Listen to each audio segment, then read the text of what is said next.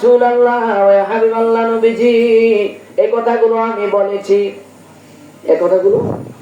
আমি বলেছি।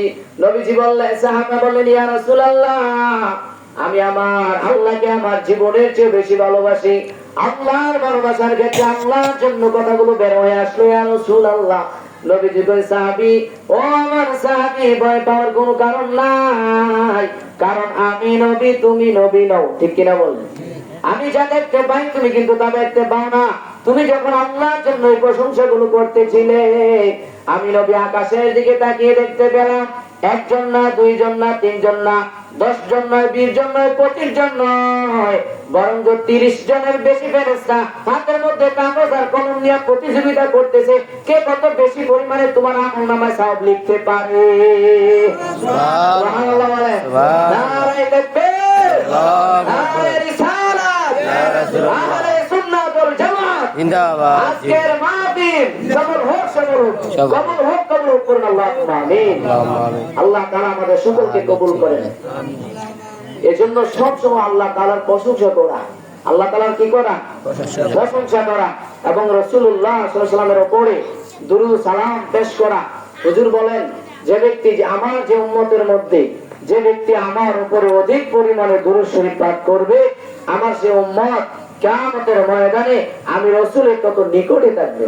সুবহানাল্লাহ। আরো জোরে বলেন সুবহানাল্লাহ। রাসূলুল্লাহ সাল্লাল্লাহু আলাইহি ওয়াসাল্লাম বলছেন, যে ব্যক্তি, আগামীকাল তো জুমার দিন না, যে ব্যক্তি জুমার দিন আসরের নামাজের পরে আমি রাসূলের উপরে 80 বার দুরূদ শরীফ করবে। কয়বার? 80 বার।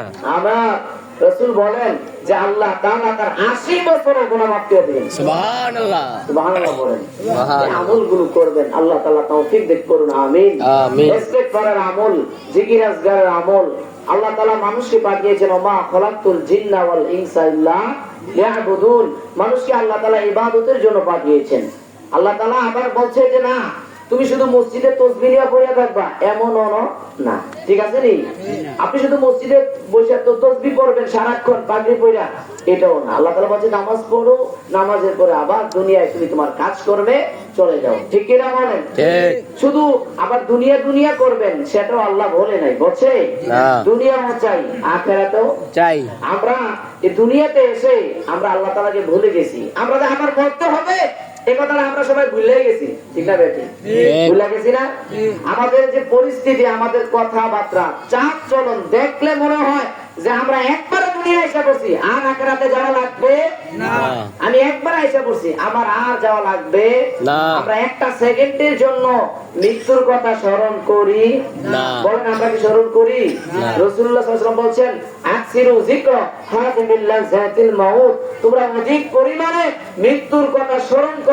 মৃত্যুর কথা স্মরণ করলে আল্লাহ তাআলা তোমার দিলটা পবিত্র রাখবেন, তুমি ঈমানের হালতে থাকতে পারবা, এবং তোমার দ্বারা সওয়াবের কাজ অর্জিত হবে। বলুন সুবহানাল্লাহ।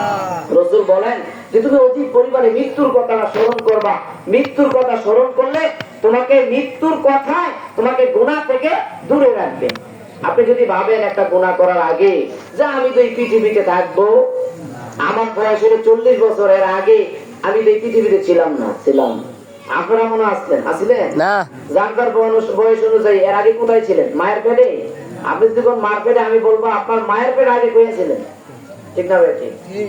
আমাদের কোন অস্তিত্ব ছিল? এই যে আজকে আমার নাম দেওয়া হলো পোস্টারে, আপনারা জানতে পারলেন। আমার বয়স 25, এর আগে কি আপনারা জানতে পারতেন আমার নাম? আমার আব্বা আম্মা তো আমার নাম জানতো না। জানতো? এলাকাবাসী এখন সবাই জানে, জানে না? সবাই জানে, কিন্তু এর আগে কি জানতো কেউ? বলেন। এখন যদি মারা যায়, কয়েকদিন পরে আর কেউ নামও লইবে? এই জন্য আমাদের সকলের চিন্তা করা উচিত যে আল্লাহ তাআলা আমাদেরকে পৃথিবীতে পাঠিয়েছেন, আবার নিয়ে যাবেন। আমরা যখন মৃত্যু ব্যক্তিকে মাটি দেই, তখন আমরা কি বলি? মিনহা খালাকনাকুম ওয়া ফিহা নুঈদুকুম ওয়া মিনহা নুখরিজুকুম তারাতান উখরা। ও বান্দা, এই মাটি থেকে তোমাকে সৃষ্টি করা হয়েছে, আবার এই মাটির ভিতরে তোমাকে দেওয়া হলো, আবার এই মাটি থেকে তোমাকে হাসরের ময়দানে উঠানো হবে। ঠিক কিনা বলেন? ঠিক কিনা বলেন? ও বান্দা, আল্লাহ তাআলা বলেন, কাইফা তাকফুরুনা বিল্লাহ। সূরা বাকারার 28 নম্বর আয়াত আল্লাহ বলেন, কাইফা তাকফুরুনা বিল্লাহ বান্দা তুমি আমি আল্লাহরে কেমনে ভুলিয়া গেলা, কাইফা তাকফুরুনা বিল্লাহ, আল্লাহ কয় কেমনে তুই আমারে ভুললি, কাইফা তাকফুরুনা বিল্লাহ ওয়া কুনতুম আমওয়াতান, বান্দা তুই তো ছিলি মৃত। কে কয়? আল্লাহ কইতাছেন। বান্দার অবস্থাটা দেখে যে দুনিয়ায় আসার পরে বান্দা আল্লাহরে ভুলে গেছে, এবার আল্লাহ তাআলা ডাক দিয়ে কয় কাইফা তাকফুরুনা বিল্লাহি ওয়া কুনতুম আমওয়াতান, বান্দা তুই তো ছিলি মৃত। কি ছিলি? মৃত। তোর কোনো অস্তিত্ব ছিল না। কাইফা তাকফুরুনা বিল্লাহ ওয়া কুনতুম আমওয়াতান ফাহিয়াকুম, অতঃপর তোরা আমি জীবিত করলাম, সুম্মা ইউমীতুকুম, অতঃপর তোমরা আমি আবার মৃত্যু দেব, সুম্মা ইউহয়িকুম সুম্মা ইলাইহি তুরজাউন, তোমাদের সবাইকে আমি আমার আল্লাহর দিকে আবার ফিরে আসতে হবে। ঠিক কিনা বলেন? এজন্য সব সময় ইস্তেগফারে থাকা, মৃত্যুর কথা স্মরণ করা, ইস্তেগফার করা, আস্তাগফিরুল্লাহ আস্তাগফিরুল্লাহ, সুযোগ পেলেই আস্তাগফিরুল্লাহ পড়া। সুবহানাল্লাহ পড়েন। সুবহানাল্লাহ। কেউ যদি ইস্তেগফার আমল করে তার কি সওয়াব, কি ফজিলত তার অর্জন হবে। হযরতে আহমদ ইবনে হাম্বল রাহমাতুল্লাহ আলাইহি মাযহাব হলো চারটি। কয়টি?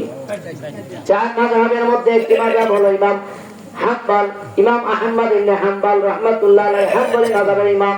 ইমাম আহমদ ইবনে হাম্বল রাহমাতুল্লাহ আলাইহি উনি অনেক বড় হাদিস বিশারদ ছিলেন, হাদিস লিখতেন, অনেক বড় মুফাসসির ছিলেন, মুহাদ্দিস ছিলেন, মুহাক্কিক আলেম ছিলেন। বুঝতে পারছেন? আল্লাহর প্রিয় বান্দা ছিলেন, উচ্চ মাকামের একজন আলেম ছিলেন। আহমদ ইবনে হাম্বল রাহমাতুল্লাহ আলাইহি উনি সফরে বের হলেন। সফরে বের হওয়ার পরে একটা মসজিদে নামাজ পড়লেন। কি বললেন?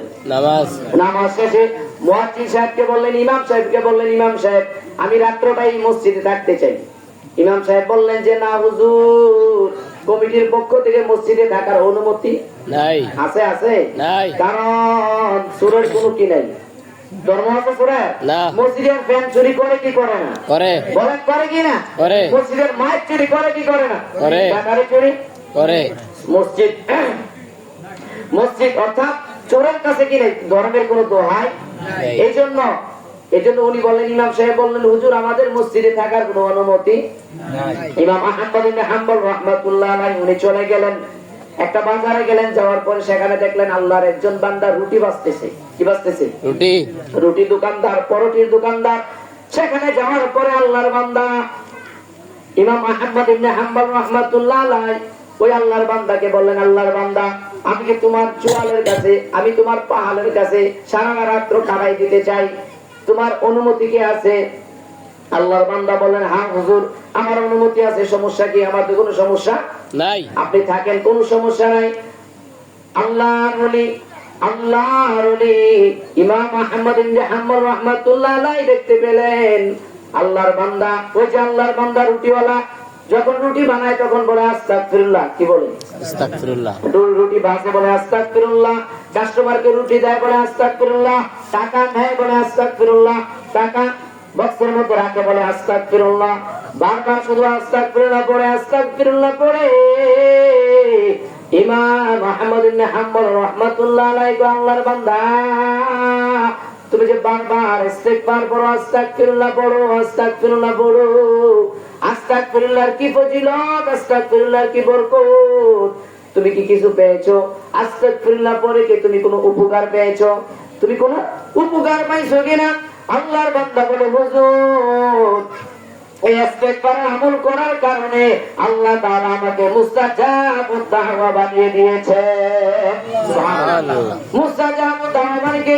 হুজুর আল্লাহ তাআলা আমার সকল দোয়া কবুল করে নেয়। সুবহানাল্লাহ। সুবহানাল্লাহ। মুস্তাজাবুদ দাওয়া মানে কি? যে দোয়া করে সে দোয়া আল্লাহর দরবারে কি হয়ে যায়? কবুল হয়ে যায়। কবুল হয়ে যায়। বলুন সুবহানাল্লাহ। সুবহানাল্লাহ। আল্লাহর বান্দা যে দোয়া করে সেই দোয়াটাই কবুল হয়ে যায়, এটাকে মুস্তাজাবুদ দাওয়া। ওই আল্লাহর বান্দা রুটিওয়ালা আল্লাহর বান্দা বলে হুজুর আমি প্রতিনিয়ত ইস্তিগফার করার বরকতে আমার আল্লাহ আমাকে মুস্তাজাবুদ দাওয়া বানিয়ে দিয়েছেন। হুজুর আমি যে দোয়া করি সেই দোয়া আল্লাহর দরবারে সাথে সাথে কবুল হয়ে যায়। আল্লাহু আকবার বলেন। তখন ইমাম আহমদ ইবনে হাম্বল রাহমাতুল্লাহ আলাইহি বলেন, আহমদ ইবনে হাম্বল রাহমাতুল্লাহ আলাইহি ওই যুবক বললেন হুজুর আমার সব দোয়া কবুল হয়েছে, একটা দোয়া কবুল হয় নাই। কয়টা দোয়া? একটা দোয়া আমার কবুল হয় নাই। হুজুর তখন বললেন তোমার কোন দোয়াটা কবুল হয় নাই? ওই আল্লাহর বান্দা বললেন হুজুর আমি আল্লাহর দরবারে দোয়া করেছিলাম, ও মালিক আমাদের বর্তমান জমানার ওলি